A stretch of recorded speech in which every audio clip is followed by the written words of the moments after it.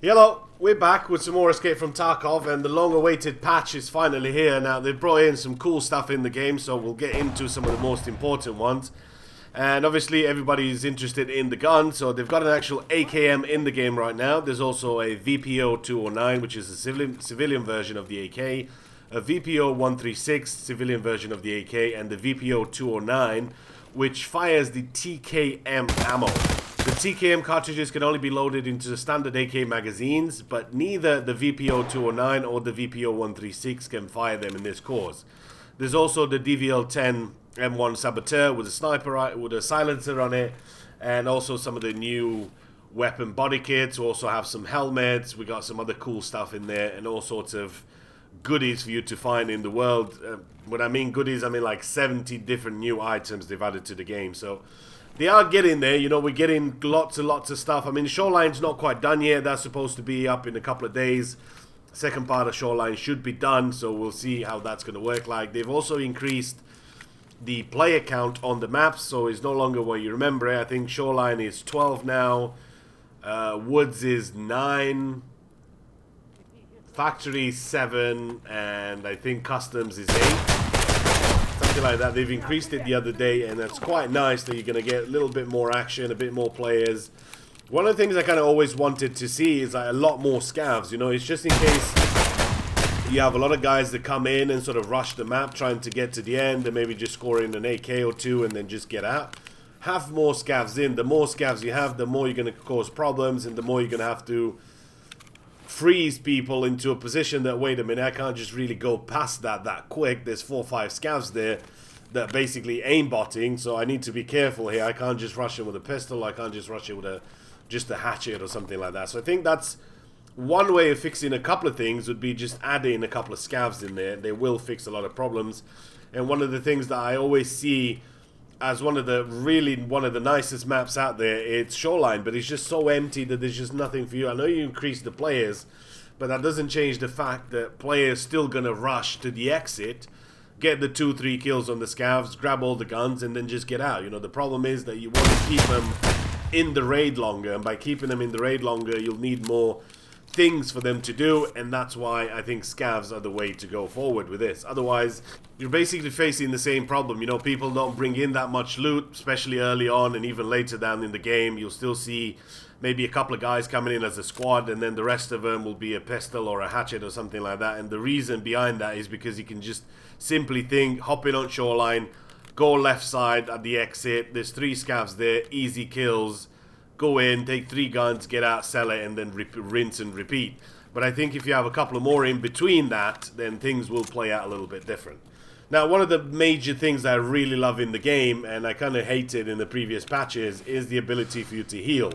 Now, the healing has been completely changed. You can't just spam that anymore. I've seen that done so many times when you're shooting at people, and then they're running off and pressing 4, 5, 6 on your keyboard, and basically you spam in 3 cheeses or IFAKs or whatever you had bound to your keys, and then automatically will just healed as you're running away and trying to get into cover. Well, now you can only heal 1 body part at a time.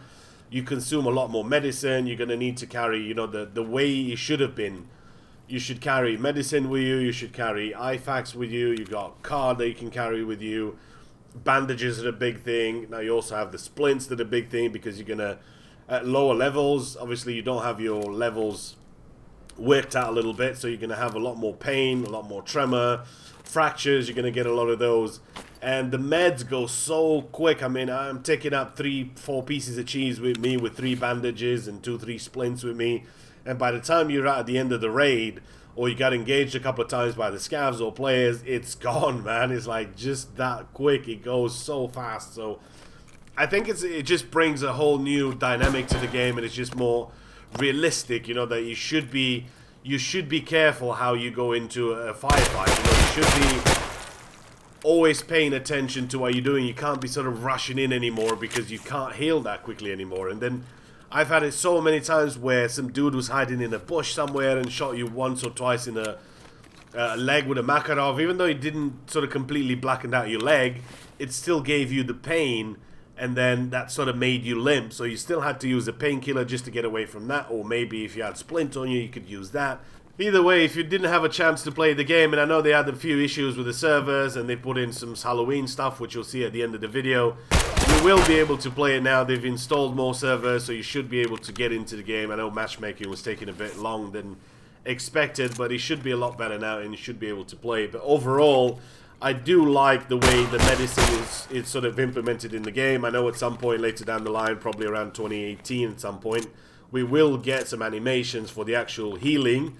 But for now, I agree. I definitely agree with the medicine the way it is. I know you go through a lot of meds and you go through even more bandages and the low levels until you be able to get the IFAKs and the Grizzlies. But still, it has to come down to that choice. I mean, if you think about it in real life, you won't be able to do this. I mean, if you had two arms and 2 legs that needed bandaging at the same time, you wouldn't be able to bandage 4 things at once. So kind of that's why I agree with it. I think it should be a choice that you make now. Do I engage, but I have a couple of scavs to my left, I have a couple of players here, but what if somebody shoots me in the back ones?